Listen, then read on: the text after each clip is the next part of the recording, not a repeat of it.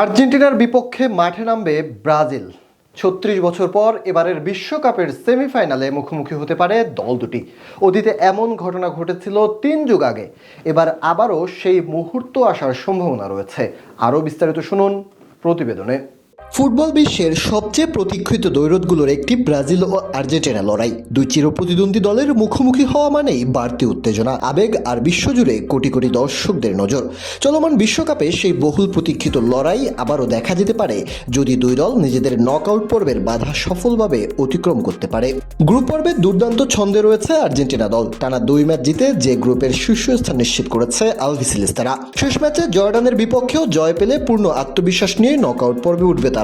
দ্বিতীয় রাউন্ডে তাদের সম্ভাব্য প্রতিপক্ষ এজ গ্রুপের রানার্স আপ, যেখানে উরুগুয়ে এগিয়ে রয়েছে। অন্যদিকে শুরুতে প্রত্যাশা অনুযায়ী খেলতে না পারলেও হাইতির বিপক্ষে জয় তুলে নিয়ে সি গ্রুপের শীর্ষে উঠে এসেছে ব্রাজিল। এরপর স্কটল্যান্ডের বিপক্ষেও জয় পেয়েছে তারা। সেক্ষেত্রে দ্বিতীয় রাউন্ডে তাদের প্রতিপক্ষ জাপান দল। ড্রয়ের সমীকরণ অনুযায়ী আর্জেন্টিনা ও ব্রাজিল যদি দ্বিতীয় রাউন্ড, কোয়ার্টার ফাইনাল এবং নিজেদের পরবর্তী ম্যাচগুলো জিতে এগিয়ে যেতে পারে, তাহলে সেমিফাইনালে মুখোমুখি হবে দক্ষিণ আমেরিকার দুই ফুটবল পরাশক্তি। বিশ্বকাপের মূল পর্বে দুই দলের সর্বশেষ দেখা হয়েছিল ১৯৯০ সালের ২৪ জুন ইতালির তুরিনে। শেষ ১৬ সেই ম্যাচে দিয়াগো ম্যারাডোনার অসাধারণ পাস থেকে ক্লাদিও কেনেজিয়ার করা একমাত্র গোলে ১-০ ব্যবধানে জয় পেয়েছিল আর্জেন্টিনা দল। সেটি এখন পর্যন্ত বিশ্বকাপের নকআউট পর্বে দুই দলের একমাত্র লড়াই। সেই ম্যাচের পর কেটে গেছে ৩৬ বছর।